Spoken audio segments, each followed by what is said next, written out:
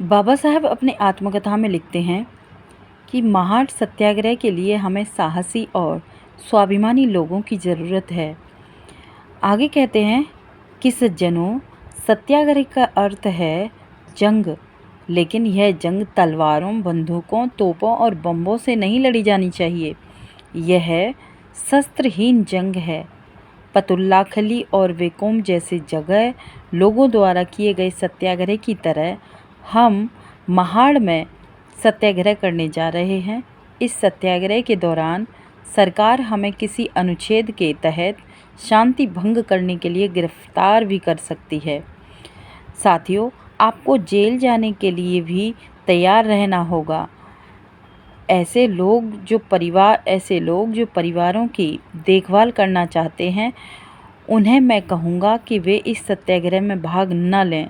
सत्याग्रह के लिए हमें साहसी और स्वाभिमानी व्यक्तियों की ज़रूरत होती है और केवल ऐसे बहादुर हृदय वाले लोग ही मानते हैं कि छुआछूत इस देश पर काला धब्बा है और जो इसे समाप्त करने को दृढ़ संकल्पित हैं। केवल उन्हीं को सत्याग्रह अपने हाथों में लेना चाहिए। मुझे यकीन है कि बहिष्कृत वर्गों में हमें पर्याप्त बहादुर हृदय के लोग मिल सकते हैं।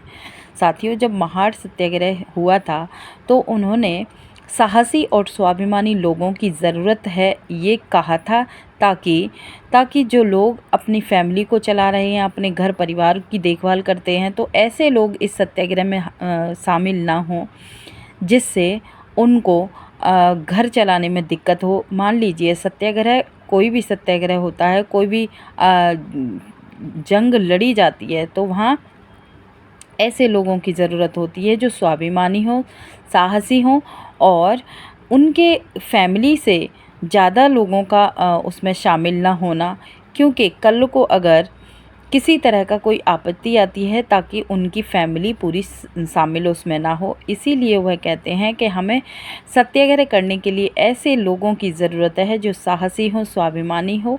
और अगली बात रखते हुए वह कहते हैं कि हमें सत्याग्रह से अपने अधिकारों को स्थापित करना चाहिए।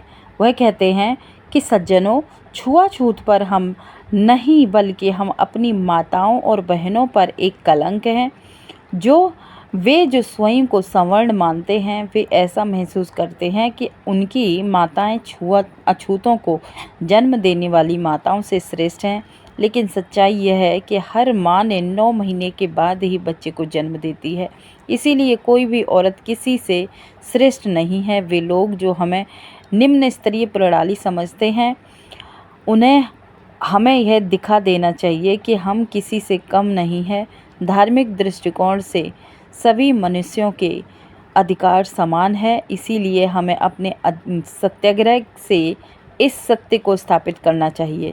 साथियों, कहने का मतलब ये है कि बाबा साहब कहते हैं कि हमें सत्याग्रह से अपने अधिकारों को स्थापित करना चाहिए। लोग कहते हैं कि जो अपर कास्ट के लोग हैं उनकी माताएं श्रेष्ठ हैं, इसीलिए श्रेष्ठ बच्चों को जन्म देती हैं। लेकिन बाबा साहब कहते हैं कि देखिए, सच्चाई यह है कि हर माँ अपने पेट में 9 महीने का बच्चा रखती है और 9 महीने के बाद उसको जन्म देती है। इसीलिए इसमें कोई भी औरत श्रेष्ठ नहीं है, सभी महिलाएं बराबर हैं। ना ही कोई भी महिला अपने बच्चे को श्रेष्ठ पैदा करती है और ना ही वह बाद में उसको निम्न स्तरीय प्राणी मानती है।